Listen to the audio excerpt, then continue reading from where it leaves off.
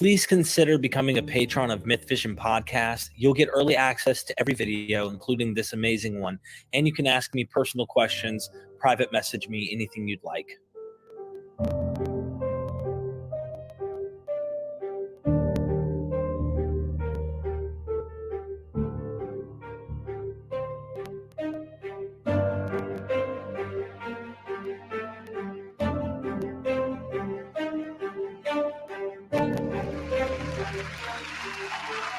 Professor James D. Tabor. What can I call you? Can I call you James or Dr. Tabor? Is that okay? I'm going to let you call me James. James? Since we're going to talk about a very important James, whose name was really Yaakov. But we'll get to that. I'm interested in this. I just want you to know I might accidentally say Dr. Tabor or something automatically just because that's what I'm used to. Dr. Tabor's fine either way. What did you do with Elaine? Dr. Pagels. And it, sometimes she's Elaine's formal though. Yeah. Right. My students don't call me by my first name, but this is I'm okay. I'd like to be a student today because honestly, there's a lot of learning that I have done and I know we will do today. Then you would go with Dr. Tabor. Yes. Is that okay with you? I have no problem with that whatsoever. Yeah, some professors do the first name thing. I don't think it's a good practice. Like my teacher, my PhD teacher, he's dead now, Jonathan Smith, probably the greatest historian of religions of our generation. I couldn't call him Jonathan for 30 years. Finally, at the very end, as he was getting really old, I did. But I always called him Mr. Smith. They don't use doctor at Chicago because everybody has a doctorate. So it's like redundant. Well, Dr. Tabor, first question I have. I read your book. Everyone needs to go get it. Paul and Jesus. It's truly epic on looking into what this crazy, mysterious guy called Paul was up to. I mean, he was a pioneer in many ways, but there's good. You can say good things. You can say bad things. You can do whatever. Paul's one of those guys. And this is my first question. Paul against the other apostles. Let's get right to the heart of the problem, right? It seems to me, and I had this discussion with your student, Ryan Cataldo. Yeah. And I was like, I feel like Paul's definitely taking jabs at Peter and James. And he's like, I don't know about that. And, Acts harmonizes. And then 2 Peter tries to play that Peter's cool with Paul. And anyway, he seems to be extremely sarcastic about the other apostles. Do you think Galatians is clearly talking about Peter and James in a negative light? Whether he is personally antagonistic towards them or not, like when he visited them, did he dread going and hate seeing them or anything of that sort? I don't think so. But where he's adamant, and you have to look at the context of Galatians, is where did he get his gospel? That's absolutely key to understanding Paul. Paul never met Jesus. He tells you, I met James once, by the time he writes the letters, that letter, Galatians, 50s, 49, 50, let's just say 50, year 50 CE, AD. So he has met James. He said, I stayed with Peter for 2 weeks. So he probably got to know him pretty well. Just staying with somebody and talking all the time. I'm sure he wanted to hear a lot. So I want to think that they were friendly and Paul was probably very curious. But in terms of the message, look what he says in the very first chapter. And remember, the context is he's worried that some are drifting away from what he calls my gospel. He uses that term. I explain that in the book. It's a very definite term. My gospel. Why do you say our gospel or the gospel? Sometimes he says the gospel. But my gospel, and he says, I did not learn it from anybody. I didn't receive it from anybody. I got it as a revelation of or from Jesus Christ. I say of or from because the genitive there can either be, through the agency of Jesus or directly from Jesus. I even like from, because you get the idea. He says later in other letters, I received this from the Lord. So I'm going to go with from. So he got it from Jesus. So is it a revelation about Jesus? Yes, of course. But it's a revelation about Jesus from Jesus, meaning Jesus revealed himself to Paul. So that's important to him. And the whole point of that chapter is to establish his independence. If readers haven't, I say viewers, readers, whatever, if they haven't read it lately, you should read chapter 1 and 2 of Galatians. Two of the most important and revealing chapters in the New Testament. I think they're unquestionably authentic. They're kind of the key to the whole historical Jesus debate, because you've got a guy in the 50s who's testifying kind of in the first person about his experiences of, receiving the revelation from Jesus, and he calls it a revelation of Jesus Christ. So that's big. Now, but the tone all the way through is, yes, I did go up to Jerusalem to those who were in Christ before me. And he said, I went up by revelation. What does that mean? He was out, there's a conference. We call it the First Jerusalem Conference. It's recorded in the book of Acts, Acts 15. There it's very, very kumbaya, very friendly. Everybody hugs and kisses and no disagreement. Paul does say they reached an agreement. Unfortunately, we don't have the minutes of that meeting. We've got Luke's account many, many decades later. And I think, we get glimpses in Paul's letter of what went on. But what's really interesting is the language that he used. He said, I went up by revelation. What does that mean? That means Jesus said, you can go. You're my guy. You can go. And I took Titus with me as my show and tell, I call it. Now, I don't know. They're not going to drop his pants and show he's uncircumcised. But the idea is, here is a Gentile.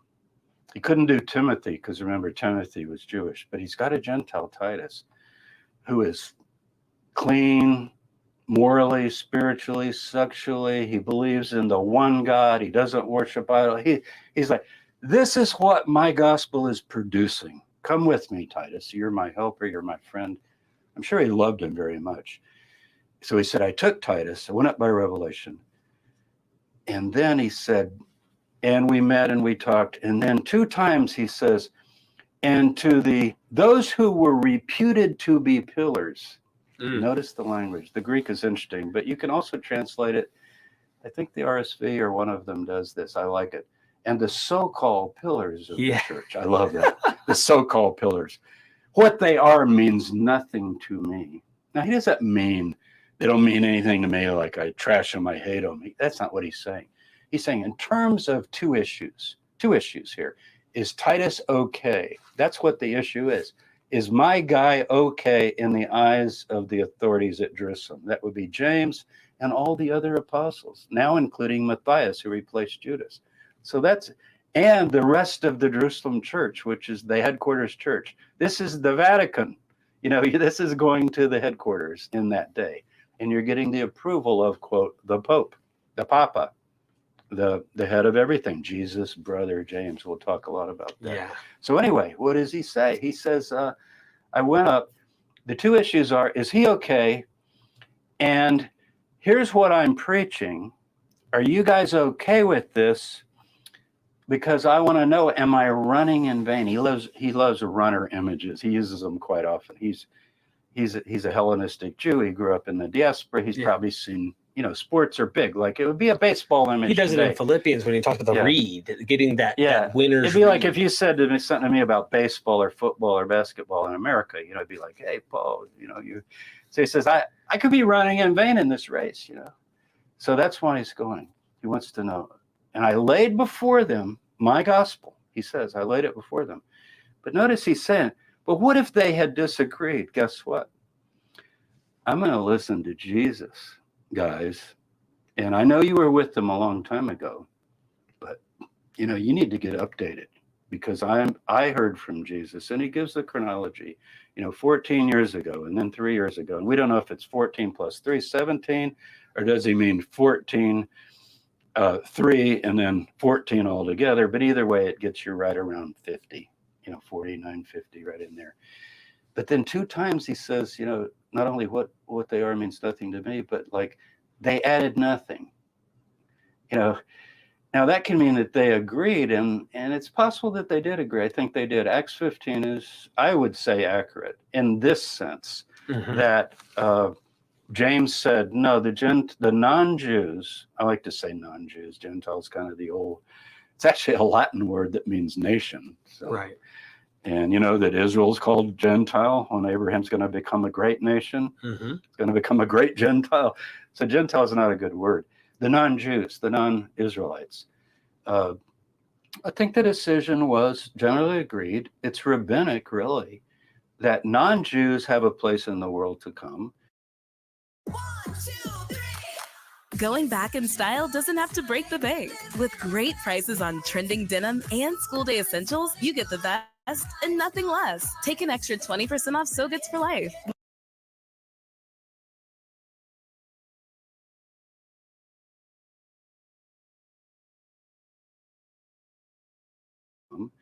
If they follow the basic, what are called the Noahide laws, the basic laws that are applicable to all humanity.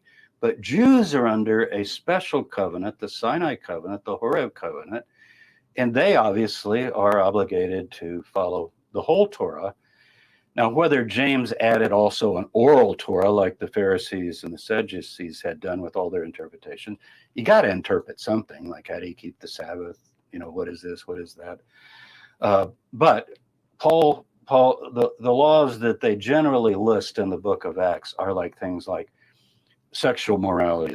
It's translated fornication, but it just means you got to live a sexually moral life. You can't eat blood, which is a little odd, but that's associated with idolatry, because the meat in an ancient city like Corinth, the Makellon, the meat market, that meat has all been dedicated to Athena. So a lot of Jews would, I'm not going to buy that meat that was dedicated to a pagan god. I'm going to have my own kosher and my own way of getting meat and so forth. So but basically it's just like clear ethics that would apply to all decent people. You know, the rabbis would say, like, don't murder, don't lie, don't cheat, don't steal, live a sexually moral life, and turn from idols to God, the one God. So here's Titus. He's doing all that. He's cleaned up, or maybe he was never that, pagan. I don't know. But the point is, he's a good example. And Paul says, this is okay.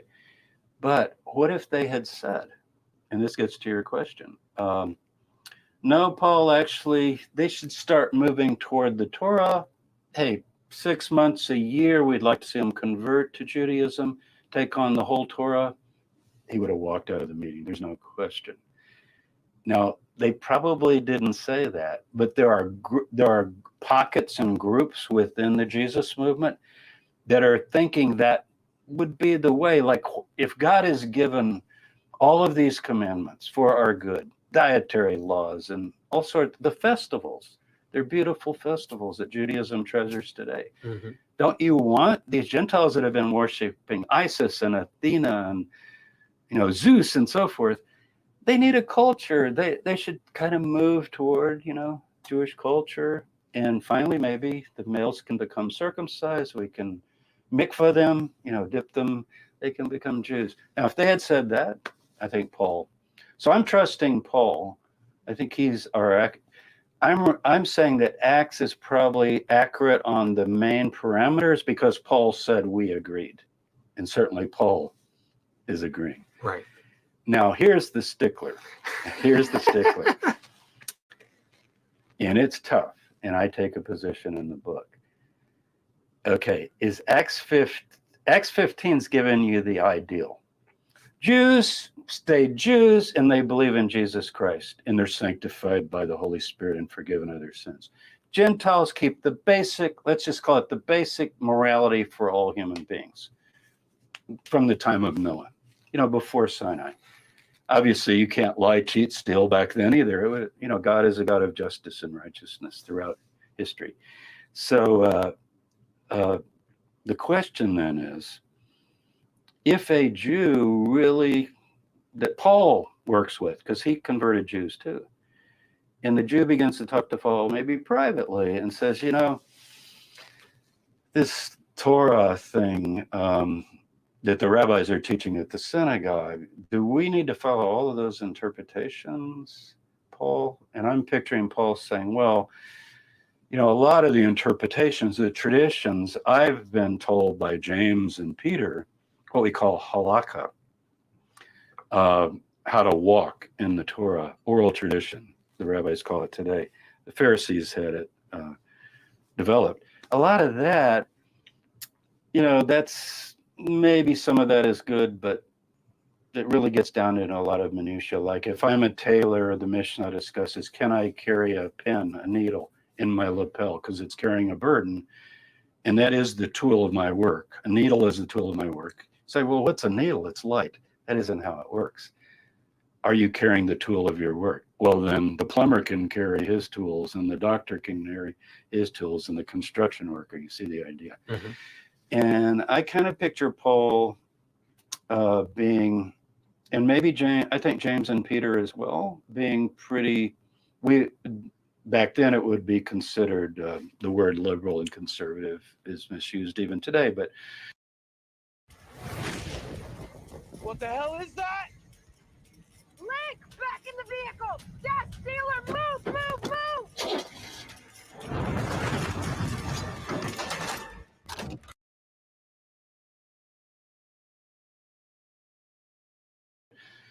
To have a freer, more open interpretation of how to keep the commands. Like I'm going to keep the Sabbath, for example, but how do I keep the Sabbath?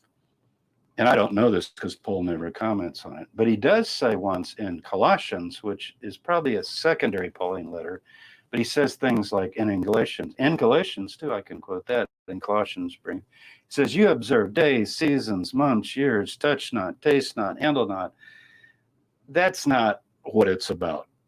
So some of his people are getting pulled toward more that, fully observe it, maybe in following the Pharisaic interpretation, maybe the Sadducean interpretation, maybe the Qumran interpretation, which is the Dead Sea Scroll, more Sadducean, but even more strict than the Pharisees.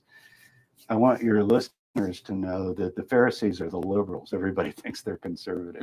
They're actually the liberals because they try to figure out how to make ways for people to practically live according to Torah. For example, the Torah says you can't go out of your house on the Sabbath. And it says to put the toilets outside the house. Whoa, what are we going to do there? No problem with the Pharisees. They mark what's called an eruv around the area. They still do it today in Jerusalem.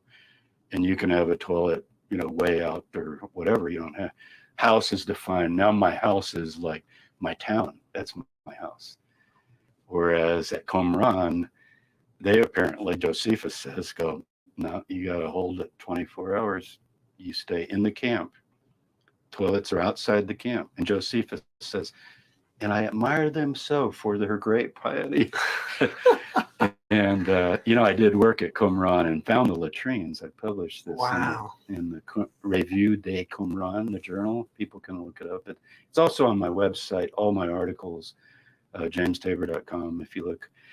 Anyway, Josias and I found the latrines, and they're 200 cubits northwest of the camp that they were actually using.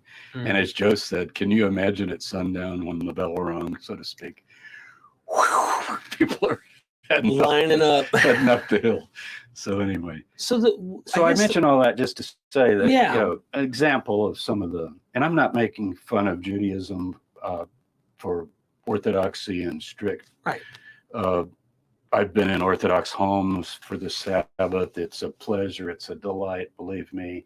Some way, like you're not answering the phone, you're not doing this and that. That's also a good thing.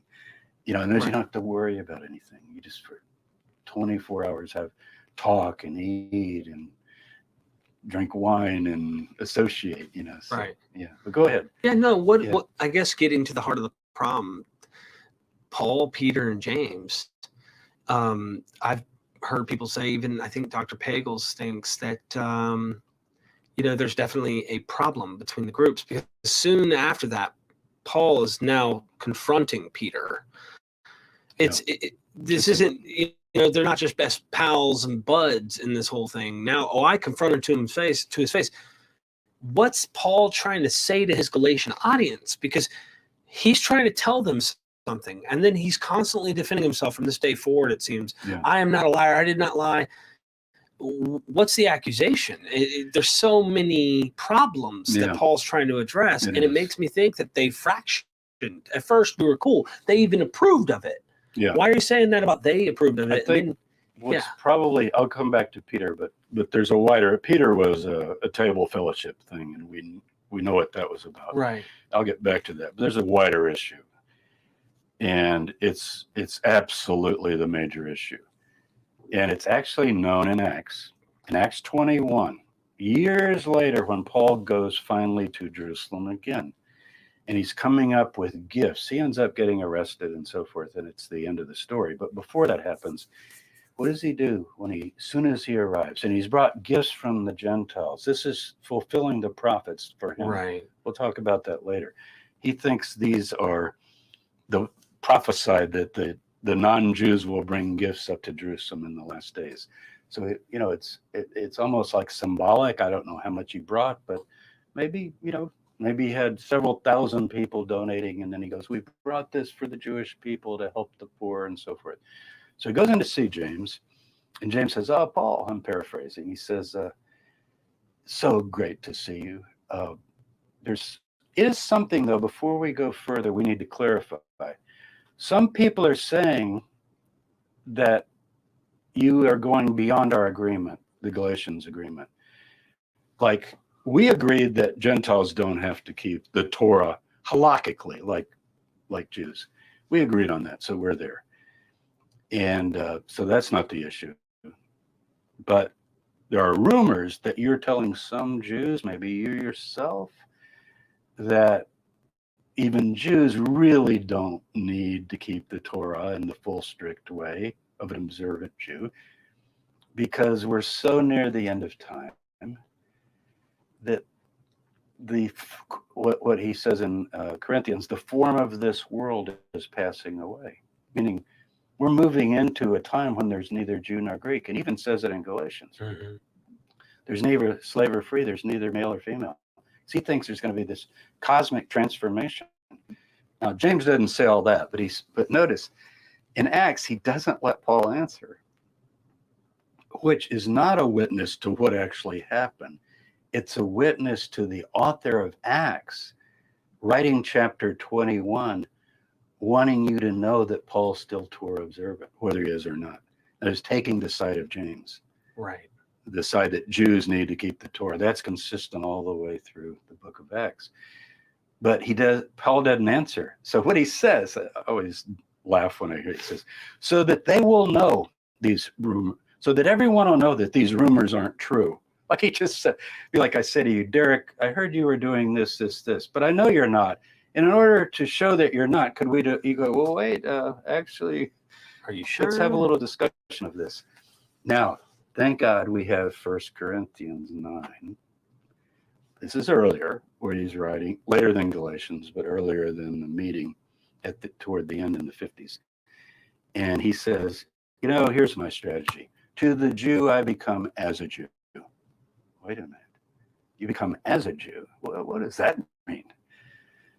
And to those under the law, I become as one under the law.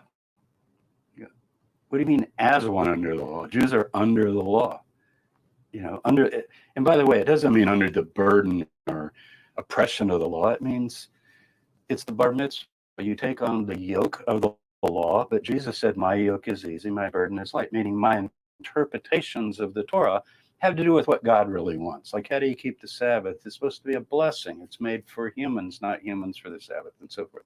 Mm-hmm. So don't take it as under the law, meaning like, oh, I'm under this law. It's so horrible, because that's a later Protestant view. And it's still the view of Judaism today by many Christians. Oh, those poor Jews have to do all this stuff. If they only knew Christ.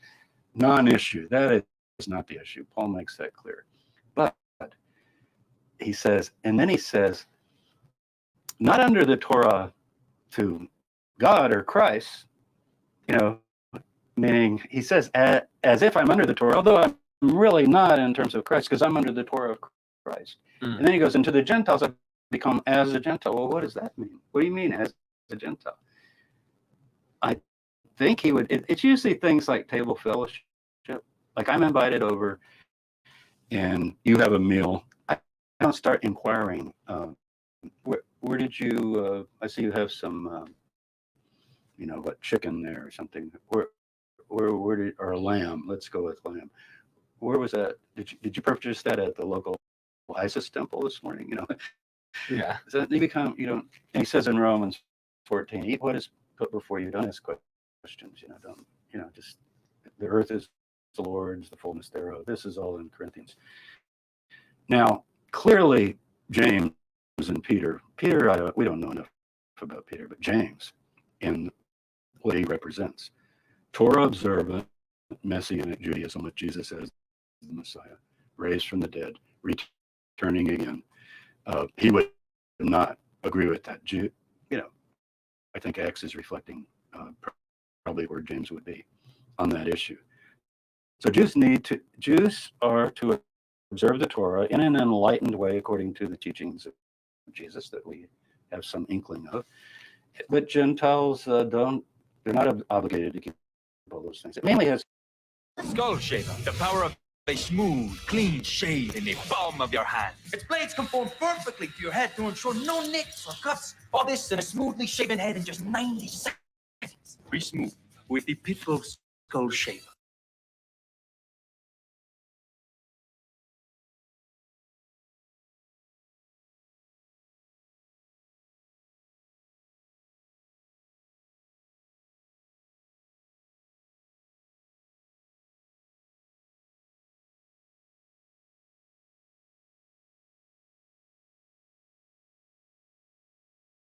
mainly has to do with dietary laws, circumcision, festivals, the Sabbath. Paula Frederickson's she's hit the nail on the head in a lot of ways. Yeah.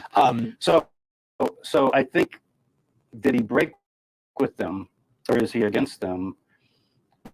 My sense is that he believes things that if they knew he believed them, there would be an absolute break. The question is, did that time ever come? Now, and I'll finish the question with this because I know you have other related things. But we got 4 minutes left till time's out. So in my book, Paul and Jesus, and I struggle with this more than anything, called Battle of the Apostles. And I cover all this, but I finally say, did they keep this uneasy kind of coexistence where Paul doesn't really let on what he's really saying and doing because he's out in the hinterland? And then when he goes up to James, he's like, oh yeah, we agreed. Yeah, Jews need to keep the Torah. Here, give me some of your kosher meat. That's really good. Did he kind of play along? Because he says, I act like a Jew. I'm under the law. Although I'm really not under the law, he says. He's under the law of Christ, whatever that means. And we can talk about that on his ethics. So anyway, here's the question. Did he get exposed at some point by people visiting Corinth primarily? Because in 2 Corinthians, which is not a single letter, it's probably as many as 4 letters. It's all fragmented. But I did my PhD dissertation on 10 through 12. That's actually 10 through 13, include 13. And I focus particularly on Paul's ascent to paradise. But the question is, he starts talking about, are they Hebrews? So am I. Are they Israelites? So am I. Are they apostles? So am I. I'm a better one. And so forth. And people go, well, he's not talking about the Jerusalem people. No way. It's other apostles and Jews and later. That's the standard opinion. I'm sure 99% of my colleagues hold that view. But I went back to F.C. Bauer. This is 1800s. F.C. Bauer taught a lot of the greats of the Enlightenment in the German, movement of New Testament studies. This is Ferdinand Christian Bauer, and he argued that there was an absolute split in dichotomy. A lot of people will say things like, "Can you believe that Tabor went back to Bauer? He's been totally discredited." This is B-A-U-R, not E-R, because there's an E-R that's known for his New Testament dictionary. Walter Bauer. So F.C. Bauer. And I just say to that, yeah, I did go back to Bauer and I got convinced he was right. I think Paul broke with the apostles. And I'm sure it was on this issue. And yet, I don't think he was really against the Torah. He just thought it was passing away. I don't think he wrote Hebrews, but there's a line in Hebrews that I think he would sign on to. Opening what is obsolete is presently passing away. The form of this cosmos is passing away. And he says the time will come that those who have wives will be as those who have none and so forth. He believes the parousia, the coming of Jesus, and the transformation is so near that this touch not, taste not, handle not. And there's a sense in which this would resonate, I think, with many people. I mean, on some levels, it certainly resonates with me. I want to be the objective scholar that's trying to descriptively figure out what happened and not take a side like, well, that was really good what he said. But obviously, parousia didn't come. But, his idea was all of that will be completely moot very soon. We won't even be talking about it. And I want to explore that further, some of the ramifications of that parousia not arriving. But that's a big one. I definitely want to as well. Thank you so much.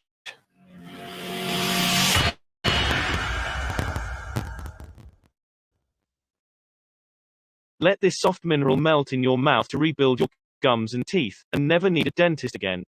People are fixing their receding gums, decaying teeth, gingivitis, and tooth infections all by letting this special mineral melt in their mouth every morning. Maverick Dr. Drew Sutton has just discovered this powerful sweet mineral that can regrow your teeth and gums almost overnight. How is this possible? This mineral contains special microscopic healing ingredients that reach deep inside the gum pockets and in between all your teeth, something not possible until now. This method is 10 times more effective than any existing solution, which means you may never have to step foot into a dentist office ever again, as this can easily be done from home at your kitchen table. The crazy part is it only takes a few seconds to do and immediately starts restoring years' worth of damaged receding gums and decaying teeth in just a matter of days. So if you are still struggling with bleeding or receding gums, gingivitis, gum infections, toothaches or decay, bad breath, or any type of periodontal issue, then this discussion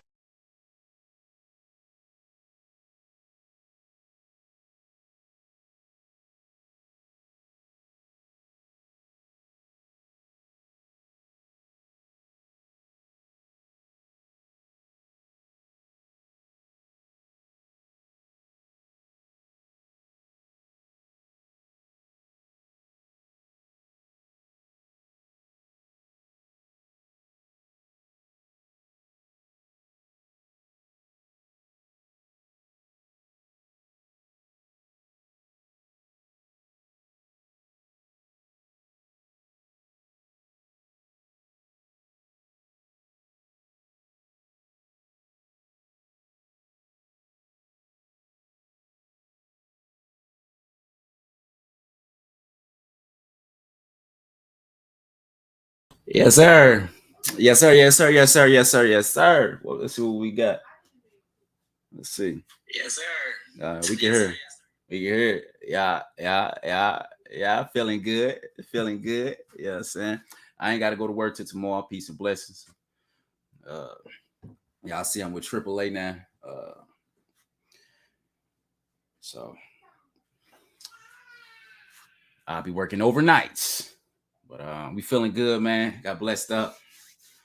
You know what I'm saying? Still feeling 100 from the baptism. You know what I'm saying? We chilling. Sobered up. We finna go back into part 2. You know what I'm saying? Part 2. Yeah, man, it's real. This real deal. I ain't never mind. That's my cousin in the background. So I don't never mind that, but we still got to do what we got to do. All right. Peace and blessings. So let's go ahead and get into it. We back from part 2 from yesterday. You know what I'm saying? James Zaddik, his righteousness, before we open up and go in, let's go in with a little prayer.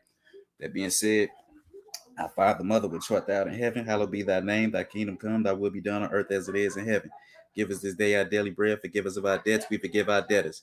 And lead us not into temptation, but deliver us from evil. For thine is the kingdom and the power and the glory forever. Hallelujah. Say live, man. Peace and blessings, everybody. Peace and blessings. Let's go ahead and get back right into it.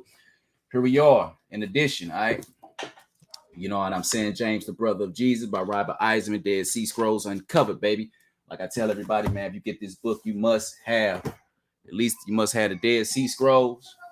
Of course, the King James version. You know what I'm saying? Whatever version, though. But I just prefer 1611, in which I use. And I ask also, too, that you please have the Clementine homilies on deck. But for the main part, Dead Sea Scrolls, all right, in your 1611 King James version. I got a lot more books, but I won't be showing those right now. But peace and blessings. So let's go ahead and straight into it. James as Zaddik, all right? the righteous, baby. You know what I'm saying? It says, in addition to the material in Galatians, Corinthians, and Acts, right, which mention James, okay? We know this, Galatians chapter 1:19, Acts chapter 15 and 21. I forgot what he mentioned him at Corinthians, but I believe that's when he talked about James, Peter, and John being the pillars, I believe. It says, as we have seen approximately, it says, 3 extant testimonies to James in the role of Jerusalem of his day from the 40s to the 60th century CE, which they believe that he probably died around 63 CE. Eusebius, Epiphanius, and Jerome. Now I can show those. I think I got that. Yeah. So basically, the enemies talk about James. This is how we came across a lot of our seen documents due to the fact that our enemies about us and some people that roll with us. So when you talk about, again, Eusebius, early Christian writers, okay, like it said, when you talk about Epiphanius of Panarion, you talk about Epiphanius of Panarion, speaks about James in the pillars. All right. And I didn't know. I'm gonna have to go through my book because I haven't read this yet. And this is Jerome. I haven't read it yet.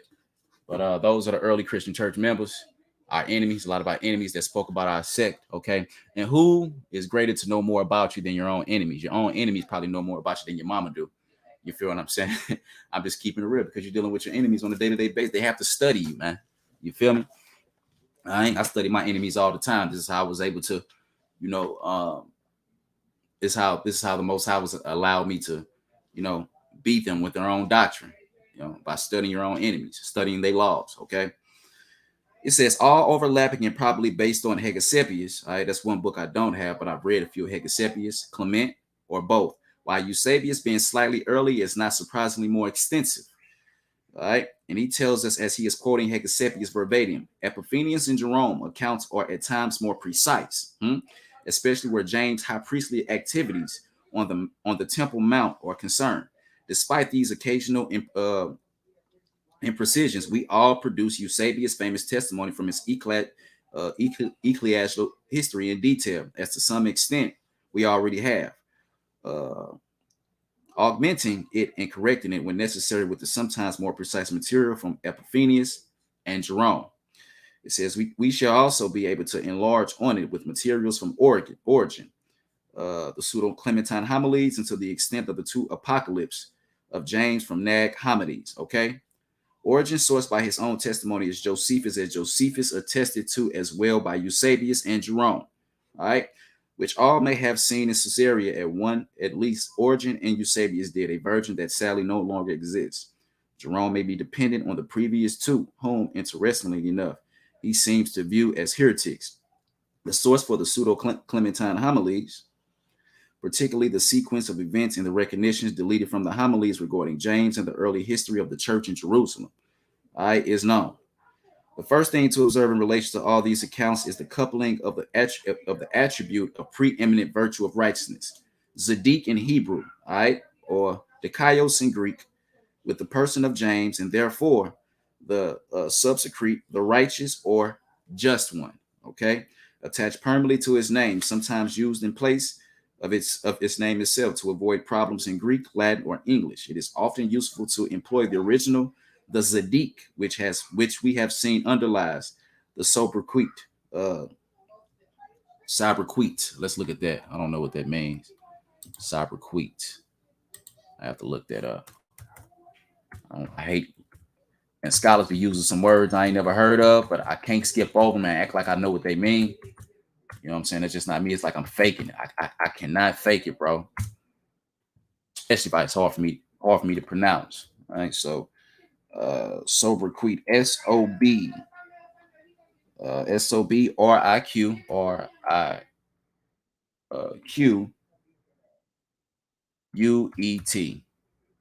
Right. Here we go. It is pronounced Sobraka. Sobraka. Okay. Sobraka. Okay. A person's nickname. Okay. So it's referring to All right, it's referring to his nickname, peace and blessings. All right, and I'll actually share my screen on that. Windows it is. Bow, bow, bow. There we go. Where is my phone? Okay, here we go. All right. So cyber quit, it actually refers to his name, his nickname. All right. Let me see. Make sure my screen is being shared. Come on, bro. I don't need all this, bro. My iPhone memory is full. Don't care about none of that. All right, there we go. Cool. All right. You will learn some words, man. You will learn some vocabularies messing with these books, man, and up your level of game of understanding. All right. So Cyber Queet is a person's nickname. Okay. So the Zaddik, which have been underlies this nickname, is particularly useful for the purpose of evaluating parallel usages in the Dead Sea Scrolls. All right. And the Dead Sea Scrolls. All right. As for instance, the teacher of righteousness, Sobrikai. This is one of his nicknames, or righteous teacher. The sons of the righteous one, or even the sons of righteousness. This attribute is to be accounted even in the testimony of James, which Origen, Eusebius, and Jerome to have claimed to see the copy of Josephus available to them. Though nowhere to be found in the extent Josephus is painstakingly quoted by Eusebius, who implies it from the war and the following. And these things happened to the Jews to avenge James the Just. All right. There it is. Who was the brother of Jesus, the so-called Christ, for the Jews put him to death, notwithstanding his preeminent righteousness. Let me read that again. All right. Here we go. And these things happened to the Jews to avenge James the Just, who was the brother of Yeshua, the so-called Christ, for the Jews put him to death, notwithstanding the preeminent righteousness. Here it is immediately clear. If the Jews put James to death, notwithstanding his preeminent righteousness, or Jesus so close is the last of traditional notions of the import of Jesus' death, but on closer analysis, it is clear Eusebius or the Josephus he saw. It is clear Eusebius or the Josephus he saw means James. Origen reproduces something of the same idea. Though he claims Josephus referred to it in the Antiquities, since Josephus' Antiquities does not encompass a discussion of the fall of the temple per se as the war does, it is more likely that Eusebius is more correct in this matter. Origen gives the tradition as follows. It's Origen's. So great a reputation amongst the people for righteousness did this James enjoy. Okay.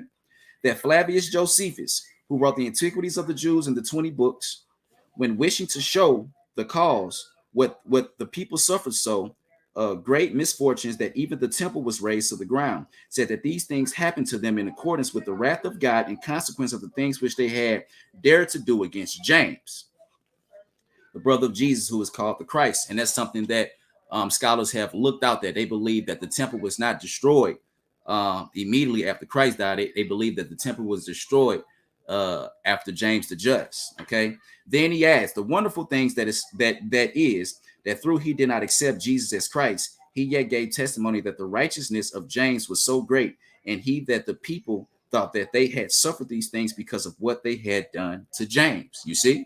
Yep. So I'm correct. So let's read that again. This is Origen's. Origen says the wonderful thing is that though he did not accept Jesus as Christ, he yet gave testimony that the righteousness of James was so great.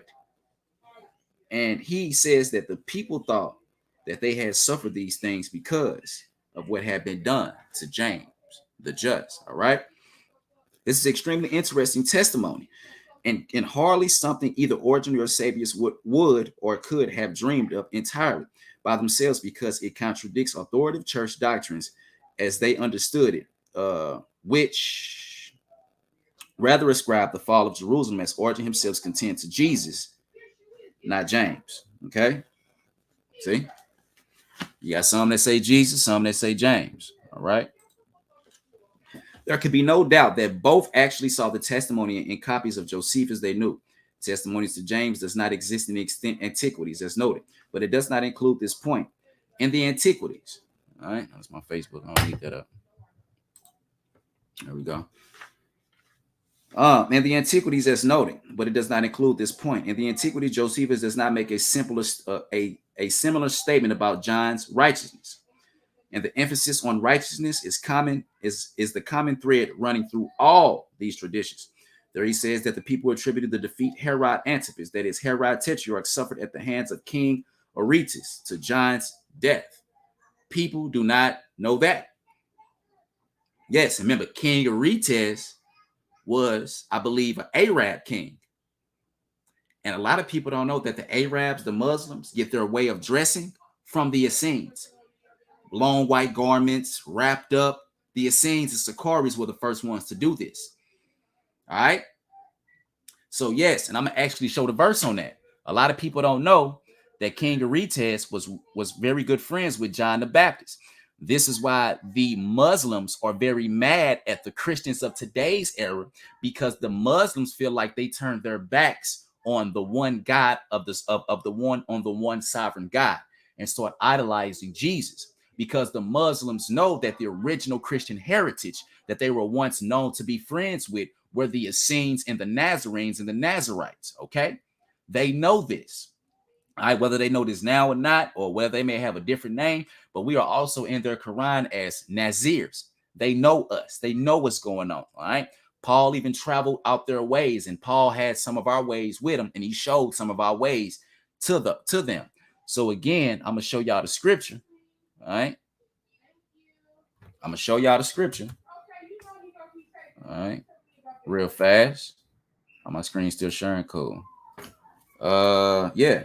People don't know, man. King Aretas, man, wanted Paul's head, I believe.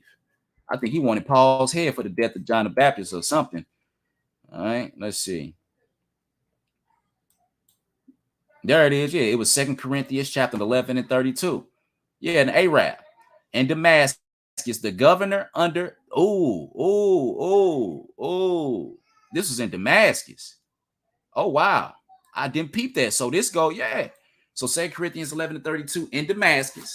We got Damascus documents. The governor under Aretas, the king kept the city of Damascenes with a garrison desirous apprehending me. What is Damascenes?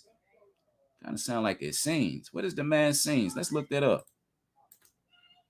I'm gonna copy that and I'm gonna put that in the StreamYard real fast. Yeah, people don't know, man. King Aretas, who was in Damascus, they wanted Paul's head. So if these cats is around Damascus, then you guys to know they was around the Essenes. See what I'm saying? I ain't even peeped that. You know what I mean? It's not a game, fam. They wanted his head because of the death of John the Baptist or something like that. All right. Let me see what this is. I'm gonna copy this word. Let's see what this is. Let's go to Google. Peace and blessings. Hold tight. Hold tight. Let's see. I know I got that word. Meaning. All right. So Damascenes. There it is. A native or inhabitant of Damascus. The characteristics marketing on Damascus steel. So peep game. We know that the Essenes was in Damascus. Damascene. And it got the word Essene in there. Wow. That's something very look to pay attention to, man. It's very interesting. All right, so I put the definition at the bottom. All right, so as y'all can see, man, the Essenes, the Damascenes wanted Paul's head with the garrison desires to apprehend me. Why? Because he was going against their true original teachers of Torah. We piecing this stuff together now. It's all making sense. All right. Here we go. It says Jerome too gives us a version of the tradition about James. So now we're finna give Jerome's version on his tradition. All right. Remember, I done showed y'all these books. I showed you Panarian, Epiphanius, Jerome, Eusebius. All right. Philo, all of them got accounts on this dude. Okay. Even your own New Testament, as we've seen in Acts 15 and 21. So let's look at Jerome's account. This same Josephus records the tradition that James was such of great holiness and repute amongst the people that the downfall of Jerusalem was to believe on the account of his death. See? I mean, it is not clear from this, however, whether he actually seen Josephus for himself or is simply repeating these words of his two predecessors. Eusebius has also produced various early church traditions relating them. Should be noted, these argue strongly for the authenticity of Hegesepius. Very detailed descriptions of James and the existence of a much longer exegetical work. All right, what does that mean? Exegetical. We ain't skipping over no words, y'all. We learning over here. Exegetical. Yeah, exegetical. Exegetical means it's not showing. Let's see. The definition of exegetical, the critical explanation of interpretation of a text, especially of scripture. All right, so that's what exegetical means. All right, so let's read that again. They argue strongly the authenticity of Hegesepius' very detailed description of James and the existence of much longer critical explanation of interpretations of a text, especially scripture, exegetical. All right, that's what we just explained. Work on the death of James and the manner of the parashim at Qumran. And we got that parashims in the Qumran text, upon which was based. The first is an allusion. Now, remember we talked about the allusion means simply things that are basically hidden in plain sight without being said. Okay, that's how I would put it. All right, to the key scriptural passage, Isaiah chapter 3, 10 through 11. All right, so let's go and look for Isaiah chapter 3, verse 10 through 11. I'm gonna go to Blue Letter Bible. They're giving us a reference. All right, we're not skipping over nothing that is important, even the smallest matters matter. Let's go to Isaiah. Let's go Blue Letter Bible, Blue Letter Bible. All right. There we go.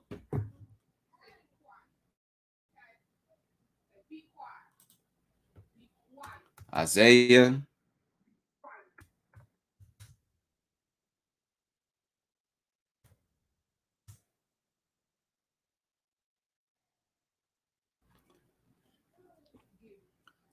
Isaiah 3, 10 through 11. It says, say ye to the righteous that it shall be well with them, for they shall eat the fruit of their doings. Woe unto the wicked, it shall be with him, for the reward of his hand shall be given him. Now the term here is the righteous. Who are the righteous? We pretty much know who are the righteous. All right, we know they are the Essenes. Okay, and the Essenes, yes, date back to the BCs. All right, yes, a lot of your prophets were Essenes, if you don't know that. Okay, yes, they were. All right, let's keep on going. Peace and blessing. That was Isaiah chapter 3, verse 10 through 11. The main term there is the righteous. Okay. Not only in this passage exactly a parallel to ones like those in the Habakkuk and Psalms 37 Persian, applied to the death of the righteous teacher at Qumran. But we shall see its vocabulary was actually absorbed into the form of these. Like these, it is a Zaddik passage, right, which means righteous, which is the starting point around the commentary of the Persian terms. So Isaiah 53, chapters 1 through 12. All right, let's go to Isaiah 53, chapter 1 through 12. All right. Isaiah 53. Let's do this. 1 through 12. Who hath believed our report, and who is the arm of the Lord revealed? For he shall grow up before him as a tender plant and as a root of a dry ground. He hath no form nor comeliness, and when he shall see him, there is no beauty that we should desire him. He is despised and rejected of man, a man of sorrows. This right here also is the verse right here. I want to tell people is the reason why the Essenes and Ebionite. This is the verse right here that the Essenes and Ebionite used to show that Yeshua was just a man and not some supernatural deity God. Okay, he was just a man of sorrows. Okay, let's look at that again. Yes, the Essenes and the Ebionites used that verse to show and tell their prophecy that their man was just a regular man of sorrows and acquainted with grief, and we hid as it with our faces from him. He was despised, and we esteemed him not. Surely he hath borne our griefs and carried our sorrows, yet we did esteem him stricken, him smitten of God and afflicted. But he was wounded for our transgressions. All right, he was bruised for our iniquities. The chastisement of our peace was upon him, and with his stripes, we are healed. Okay, understand what did they mean by he was chastised for their sins? Okay, understand that the so-called our ancestors so-called put our Messianic or Messiah figure to death because of their sins, because they wanted to eat flesh, they wanted to do adulteries and these other acts, and they just wasn't feeling his message. All right, so again, their transgressions is what and their transgressions put him to death. You know what I'm saying?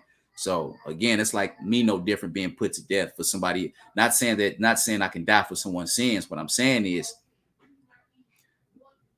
say for instance, camps wanted to come put me to death because of my Essene doctrine, not knowing my Essene doctrine is the correct way, but because of their transgressions, they are so heavy in their transgression, they believe in their law so bad that they put me to death, not knowing they're putting me to death in their transgressions and in their sins, if that makes any sense. And that's the best way that I can put it. Isaiah chapter 53:5, but he was wounded. I read that. Isaiah, we have 6. All we like sheep have gone astray, and we have turned everyone to his own way, and the Lord hath laid on him iniquity of us all. He was oppressed, he was afflicted, yet he opened not his mouth. He brought it as a lamb to slaughter, and as a sheep before his shearers is dumb, so he opened not his mouth. He was taken from his prison and from judgment. Who shall declare this generation? For he was cut off out of the land of the living. The transgression of my people was he stricken, and he was made, and he made his grave with the wicked and with the rich in his death, because he had done no violence, neither was any deceit in his mouth. Now, peep what he said. That's very big. He had done no violence. All right. Does anybody know what that means? Okay. I'm gonna simply tell you, he has done no violence which means he has never killed an animal or a man. It is considered violence when you take the life of an animal or a man. You must commit an act of violence in order for you to slaughter an animal, make a burnt offering or sacrifice, cut its throat, anything. That is an act of violence. Understand that, okay? So that right there tells you that's big, okay? Right there, he committed no acts of violence, which means whatever this figure is that they're talking about was vegan. Point blank, period. When I go pick up that fruit, that vegetable, I commit no acts of violence with my hands, because that's what my hands were made for, plucking and planting. But the minute you do this to an animal or gut it, anything, that's an act of violence. Okay, peace and blessings. Let's go back. We're supposed to be reading through 12. Yet it pleased the Lord to bruise him. We don't believe in this passage. Why would it please God to bruise anybody? He hath put him to grief when he shall make his soul an offering for sin. We don't believe in none of that. He shall see his seed. He shall prolong his days, and the pleasure of the Lord shall prosper in his hand. He shall see the travail of his soul and shall be satisfied by his knowledge. Shall my righteousness serve and justify many? Justify many. Now, notice how we talked about that yesterday. You got Dead Sea Scroll terms in here. Servant justify many. In the Dead Sea Scrolls and the Damascus document, you have a group called the many. Okay, the many. Isaiah chapter 53:11. I'm gonna put that down here. Okay. Yes. So we're learning. We're learning these things. Okay. Peace and blessings. This is what I'm talking about. Good study. Our brains are opening up more and more to what we're saying. So yes, Isaiah 53 speaks about the many, which is talked about in the Dead Sea Scrolls. Verse 12 is the last. Now, before I wanted to go on, I want to show that. Okay. Okay. Notice how it says this: when thou shalt make his soul as an offering for sin. Okay. Now, James talk about that. Okay. I'm going to show y'all something. We are well good in Torah base. James talked about that in the Talmud when he was arguing with the Pharisees. Let me show y'all. Let's see. Here it is. All right. Let me see if it go through. Here it is. Now, James talked about this now. I'm going to show you Leviticus 18:21. And thou shalt not let any of thy seed pass through the fire of Moloch, neither shalt thou profane the name thy God, for I am thy father. Here we are. We have a verse in Isaiah 53 where they're portraying that his soul should be an offering for sin. Okay. James told the Pharisees, and as well as Paul and them also, he said, why would the Most High send his son to be a sacrifice for sins when he told you in Leviticus 18 and 21 that you shall not let any of your seed pass through the fire of Moloch. So what James told them was, so if the Most High told you in Leviticus 18 and 21 that you should not pass your children through the fire as a sacrifice for Moloch, he said, why would he make his own son as a sin offering and sacrifice? You see how this book makes our God out to be a liar? Huh? We got to pay attention to that. We got to pay attention to that. That's right. You see how it's making out our God to be a liar? He tells us not to sacrifice our children, but then turn around in the New Testament and makes his son a sacrifice. Is that not very hypocritical? Let's keep on going. We're supposed to be in Isaiah chapter 53. We're supposed to be reading verse 12 now. Therefore will I divide him a portion with the great, and he shall divide the spoil with the strong, because he hath poured out his soul into death, and he was numbered with the transgressors, and he bare the sin of many, and made intercessions for the transgressors. All right. And people don't even know in the Dead Sea Scrolls, even the instructor was even mad at some of the many, because he said that a lot of the many turned their backs on him. Yeah, people don't even know that was going on in the Dead Sea Scrolls. All right. Yeah. Some of their own many turned their backs on the instructor. That's why he was supplicating to the Father the way that he was, all right, in certain prayers of the documents. Okay. Peace and blessings. Let's keep on going. It says the famous passage about the suffering servant that we just read applied to Jesus' death in the early life by his faith. In Genesis 15 and 16, let's look at that. They're throwing out another witness. Let's go to Genesis 15 and 16. All right, he's talking about Abraham, I think. Genesis 15. Let's see what we're talking about. Genesis 15 and 16. Why am I 16? Genesis 15. Right, Genesis 15, verse 16. I start at 14. And also that nation whom thou shalt serve will judge, and afterwards shall come out with great substance. Thou shalt go to thy fathers in peace. Thou shalt be buried in the old age, but in the fourth generation they shall come hither again, for the iniquities of the Amorites are not full. Oh, I'm sorry, reading the wrong one. Genesis 15 and 6. All right, sorry, moving too fast. And he brought him forth abroad and said, look now toward the heaven and tell the stars, if thou be able to number them. He said unto him, so shall thy seed be. And he believed in the Father, and he counted him to be righteousness. Oh, Zaddik. See what I'm saying? This is why we go into this, man. So when you see the term righteousness, we talking about Zaddik. In order for you to be considered righteous in the Most High's eyes, you got to be living by Genesis chapter 1. It's to be considered Zaddik, man. Oh my gosh, bro. This falls back all the way through Abraham, man. Even Abraham was called Zaddik, as you can see. In order for you to be considered righteousness in the Most High's eyes, you must be a follower of Genesis 1 Torah. Point blank, period. Point blank, period. As you can see, my man was called righteousness, Zaddik in this instance, all right? Let's get this stuff on up out of here. Let's keep going. On how Abraham was justified by righteousness, you see, by faith, became the basis for subsequent Christian theological understanding of Jesus' death.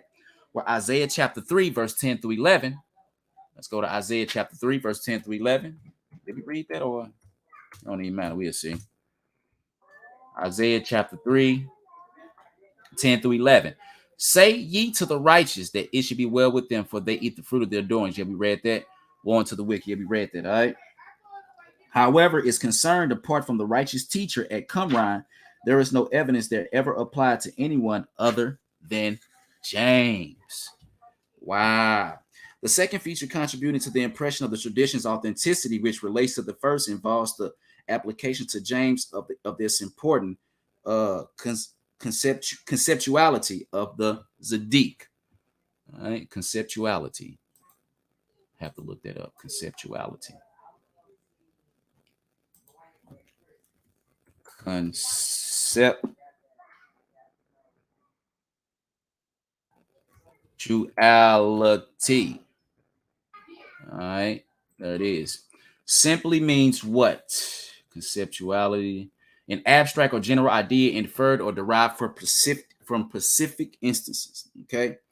So the second feature contributing to the impressions of the tradition's authenticity, which relates to the first, involves the application to James of this important abstract or general idea inferred or derived from specific instances of the Zaddik. Huh? Told you. This is also applied to Jesus in the New Testament. It is. And the gospel accounts which we have seen. Even go as far as to put this precious Palestinian ideology into the mouths of both Pontius Pilate and his wife. Matthew chapter 27 and 14. Let's go to that. Matthew 27. Matthew chapter 27 and 14. All right. Let's look at that. Matthew 27. Peace and blessings.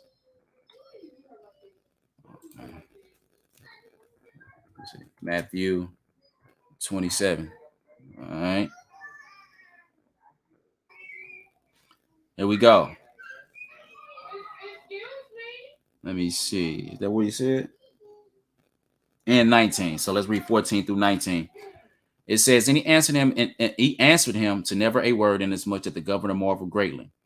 Now at the feast, the governor was wont to release unto the people a prisoner.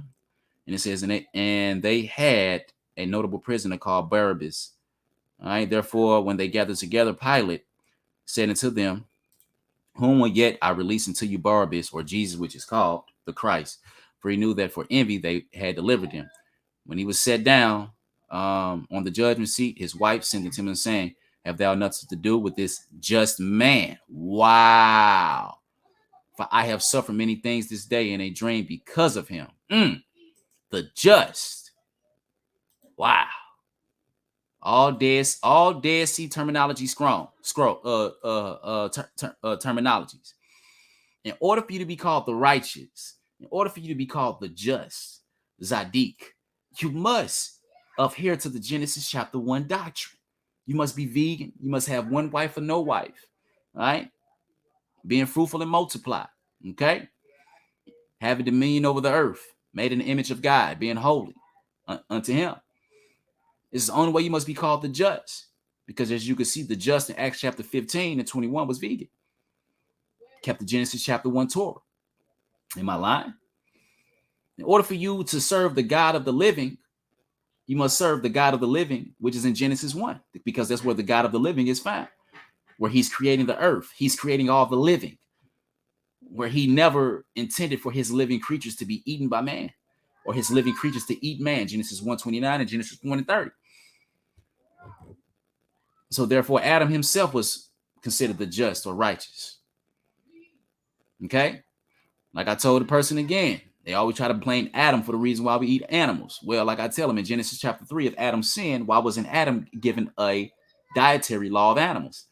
He was still given a vegan law, which we still don't believe that story, because for the simple fact that he was cursed with herbs and he already gave us herbs to eat in Genesis 1:29 should tell you that's a problem. How can you curse us with something that you blessed us? How could you say that you bless us with herbs to eat and turn around and curse us with herbs to eat? That doesn't make sense. So again, anybody that say that we can eat animal due to Adam's sin, well, Adam, like I said, Adam should have had a dietary law of animals himself. But Genesis 3 doesn't give you that. It still gives you a vegan diet. See, I would give you thorns and thistles and herbs and from the sweat of your face or something like that. All right? Peace and blessings. So let's make this make sense now. So we can see the just man, the vegan, all right, is suffering. Matthew chapter 27, 14 through 19. Same conceptuality was clearly also being applied in Qumran, all right, exegetical text to the righteous teacher. Yes, it was. Okay. Or Morah Hasadik, the preeminent leader of that community. Okay. Leaving the teacher of righteousness. At Qumran aside, one might properly say that the ideology applies even more pointedly to James' person than Jesus. And a certain confusion or retrospective appropriation of traditions may have occurred where its application to the highly mythologized,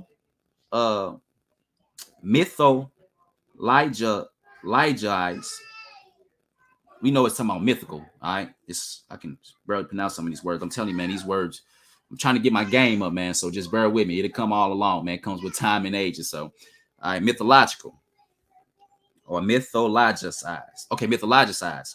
Figure of the latter is concerned, okay? So let's actually look up that word and I believe it's talking about mythical, but just to be on the safe side, I believe they're saying they're trying to give a mythical person. Mytho.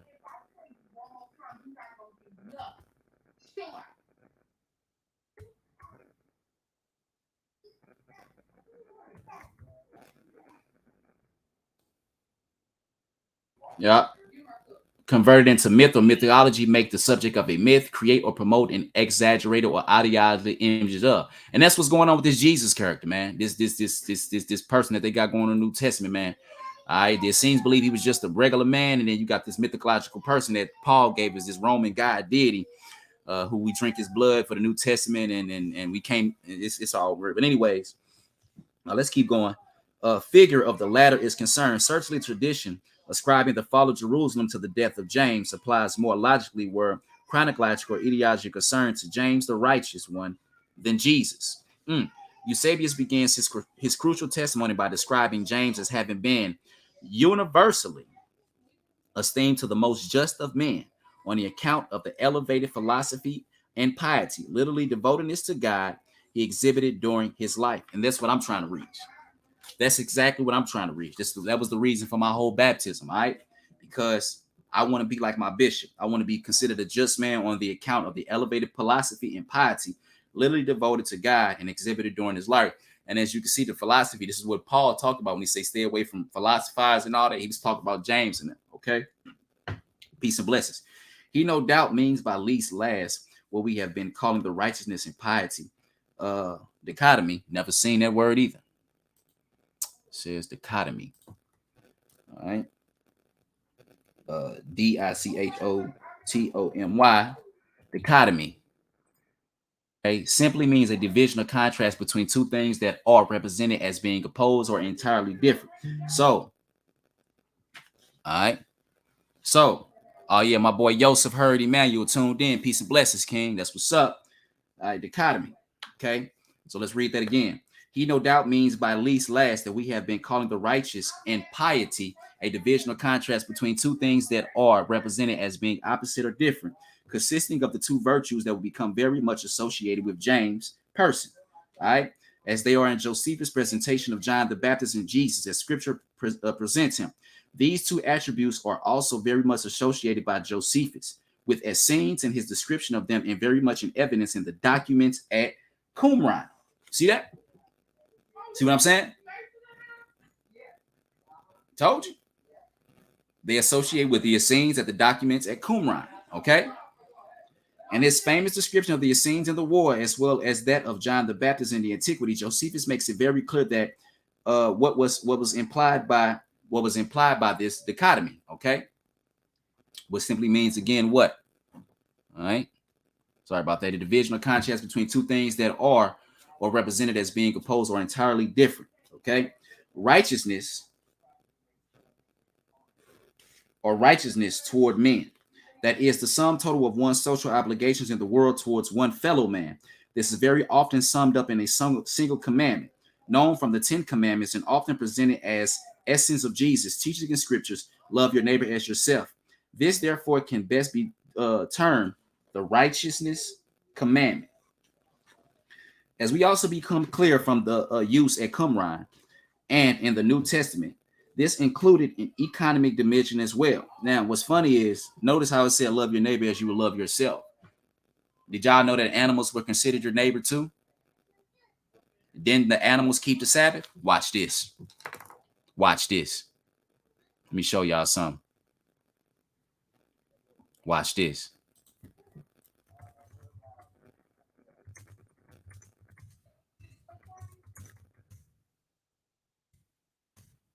Watch this. Exodus chapter 20. Look at this. Exodus 20 and 10.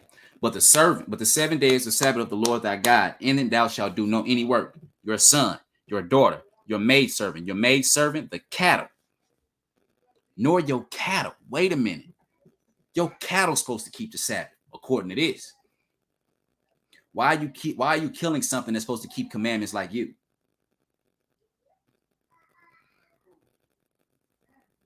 It's your neighbor. It's your neighbor. Yes, your animals were considered your neighbors over. You're only supposed to have dominion over the creatures. All right. I had a dude say, what's the point of the animals being here if we can't eat them? If that's the case, then fam, you might as well eat all the animals. If you don't know the reason why they be here, like Peter said, it's best to judge things much safer. So if you don't know why they here, your only solution to your answer is it must be to eat them.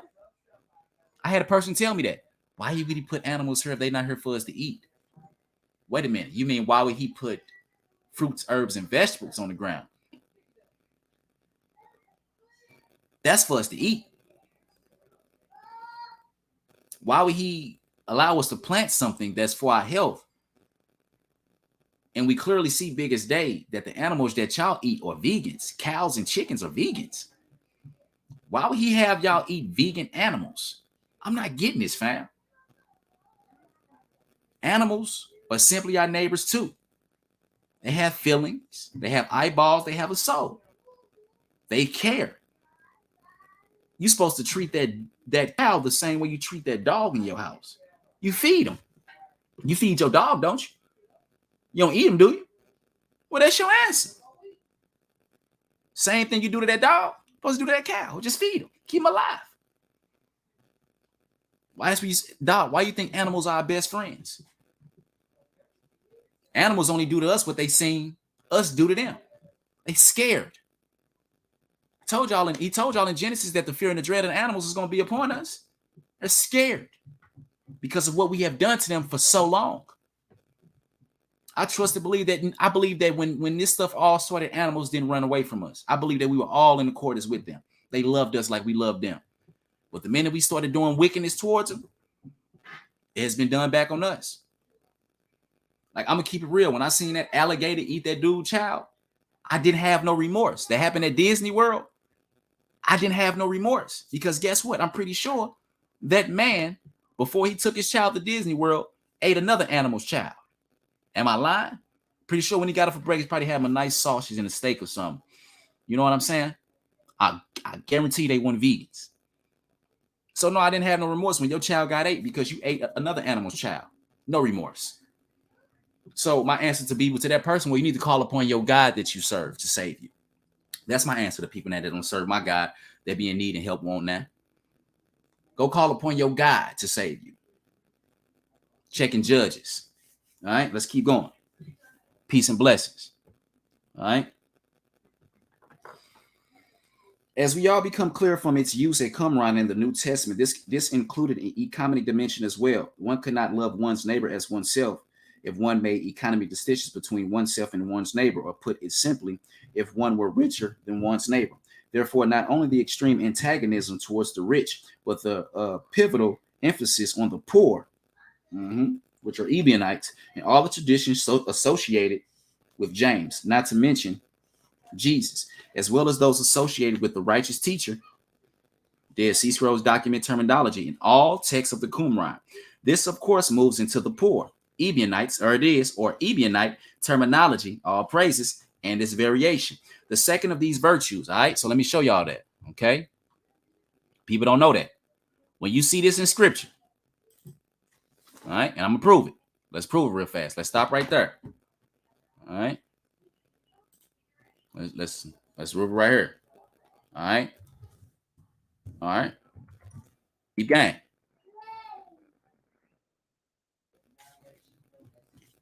All right.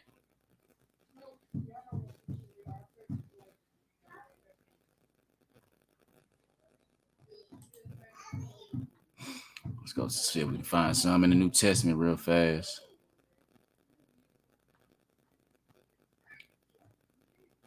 Blessed are the poor in spirit, for theirs is the kingdom of heaven.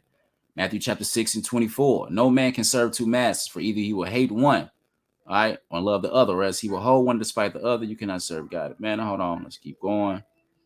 All right. He that have pity on the poor lendeth it to the Lord, and he that which he hath given will he pay him again. All right. If there be any amongst you, a poor man, one of thy brother within thy gates and in thy land, which the Lord thy God giveth thee, thou shalt not harden their heart, nor shut thine hand from the poor brother, but thou shalt open thine hand wide upon him, and shalt surely lend him sufficient for his need, in which he wanted. Okay. Mark chapter 10 and 21. Then Jesus beholding him and loved him, saying unto him, One thing is thou lackest. Go thy way and sell whatever thou hast and give to the poor. Stop right there. People don't understand that had nothing to do with selling all your stuff and just going to give it to the random poor. This was an Essene community. This was the many. This were the Ebionites. These were the poor. This is why you have in Acts when Peter told that dude to sell his stuff amongst them, and he left something out to keep for himself. I suppose that he was supposed to die after that, because what did Peter say? For you didn't lie to us, you lied to God. You feel what I'm saying? So this is what's going on here. When he said sell your stuff, you sold your things amongst the many. So if I got 15 Essene members, if I come across 15 Essene members and I'm rich, I got $20,000 in my bank account and I want to join the group, this is what it's talking about. Sell your things amongst the poor. That 20,000 must be split amongst the 15 members. Well, 16 now, because I make the 16. So 20,000 must be split between 16. What's mine is theirs now. That's why it says, love your neighbor as yourself. All right. Nobody had more amongst each other when the Essenes were with each other. Everybody had the same amount. They ate with each other. They prayed with each other. You know, everything was equal. And they even considered the women equal with them. Okay. So again, yes, and thou shalt have treasure in heaven and come and take upon them. Okay. I'll probably read two more, and then I'm going to show y'all some. Ezekiel 16, 14 to 19. Behold, this was the iniquity of the sister of Sodom, pride, fullness of bread, and abundance of idleness was in her and her daughters. Neither did she strengthen the hand of the poor and needy, and they were haughty and committed abominations before me. Therefore I took them away as I saw good. Therefore all things soever ye should men do to you, you do even so to them, for it is the law and the prophets, as you can see, Matthew 7 and 12. So this is what he's talking about. Okay.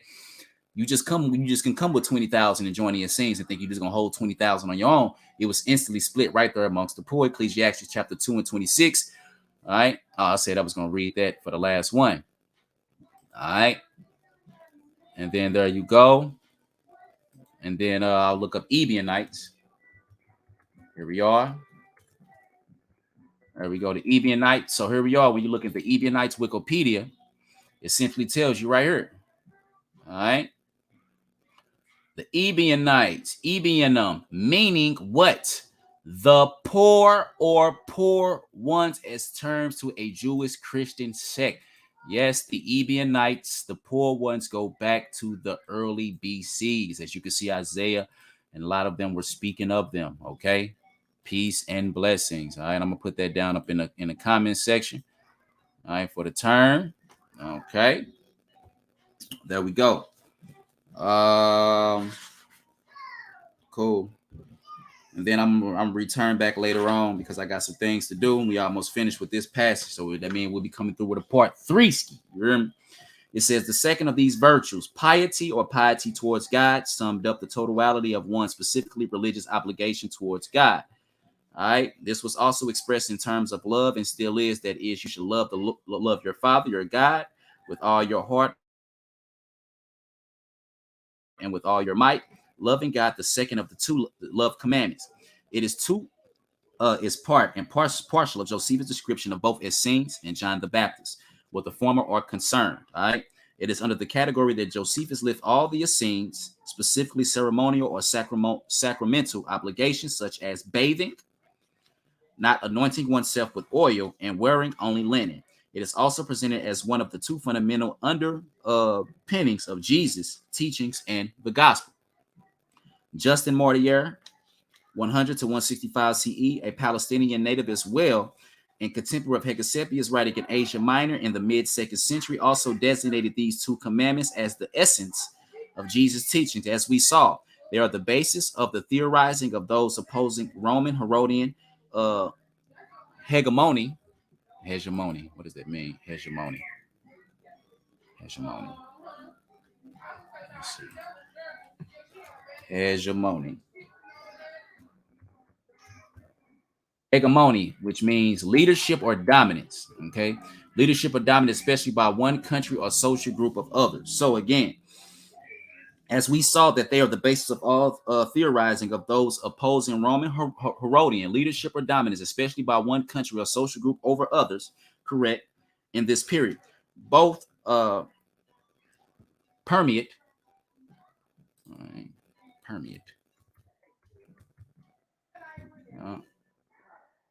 permeate, spread throughout, something, pervade. All right. Okay. So both spread throughout all traditions associated with James and the letter under his name in the New Testament. They also spread out the document. They use the term again at Qumran, most notably at Damascus document, which could be characterized as something as an opposition acts. Their use here in Eusebius, at least by implications, is further testimony to the authenticity of these descriptions emanating from this period of such concern to us in the first century, which Eusebius is recapitulating. Recap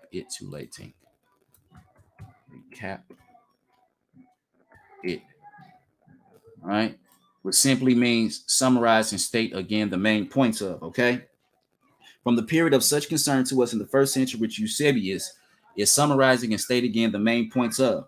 This testimony is echoed in the passage from the 5th book of Hegeseppius' commentaries, quoted verbatim by Eusebius. He was called the just by all men from the Lord's time to ours, all right?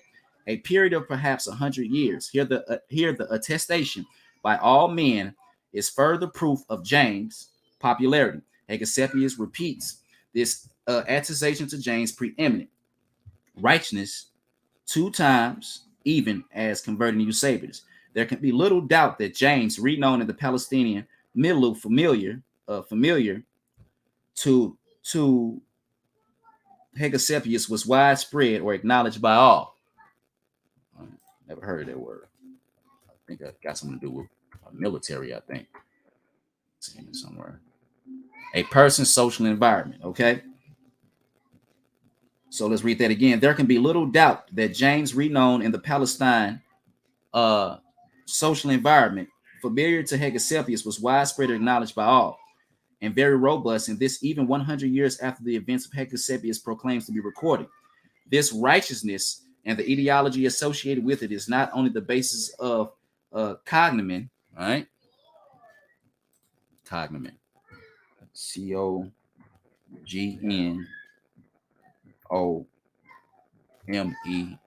Cognomen. Definition.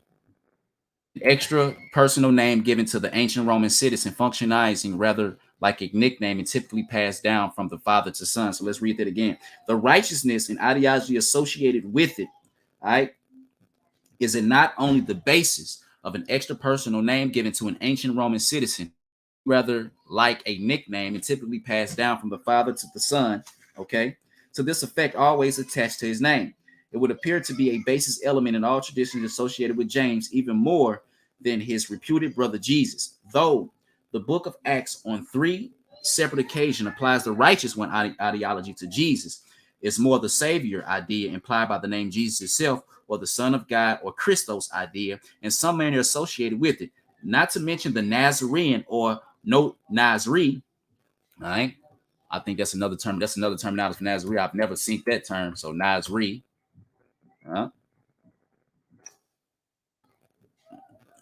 Nazri. Yup, Yeshua, Has Nazari. Wow. Even they know. Okay. Ha Nazari. Okay.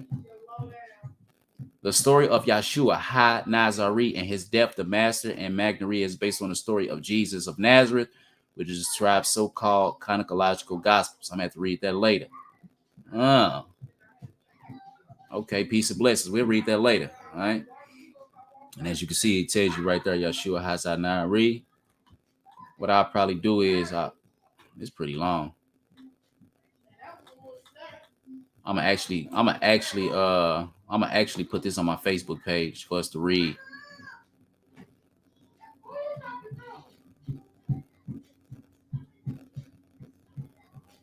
Hold on, because we almost done. All right, so I'm gonna put that on my Facebook page. And it says, this righteousness ideology is also the basic one where the teacher of righteousness, the central character in the Qumran documents, is concerned. If James is not identical with him, then he is certainly a parallel character or one of a long series of individuals bearing this title. Okay, so even themselves, they don't know 100% sure if it's him, but they feel like it is him. You know what I'm saying? Or again, you know, I said that too. I say they really don't know 100%. You know, there could have been many righteous teachers that led up to James. You feel what I'm saying? But it's so into it that they can't do nothing but give this to James. You feel what I'm saying? Because they feel like he was just most righteous of all. You know what I'm saying? So this doctrine was epitomized. Epitomized. Let me look at epitomized. Epitomized. Be a perfect example. That's what epitomize means. So there we go. If James is not identical, because James certainly taught the doctrine of righteousness, this doctrine, all right, must be a purple example of, as both the letter attached to James, naming parallel portions of the Damascus document attests, by the commandment to love your neighbors as yourself. It is, using the word epitomize again, which means what? To be a perfect example of, or give a summary of a written work. All right. 2, in the notion of the poor, the Ebionites. That's right. One of the principal forms of self-designation in Qumran, and the name either James group per se in Jerusalem or the group in the early church accounts after this, which took him as the progenitor. All right. So we'll stop right there. Come back hopefully with a part 3. Peace and blessings.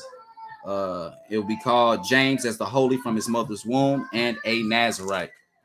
All right. So peace and blessings, man. I'm going to go ahead and get up out of here, get this day started. Hope y'all enjoyed that, man. That was just a little bit of gratification for what we left off with yesterday. We're going to hopefully finish that off.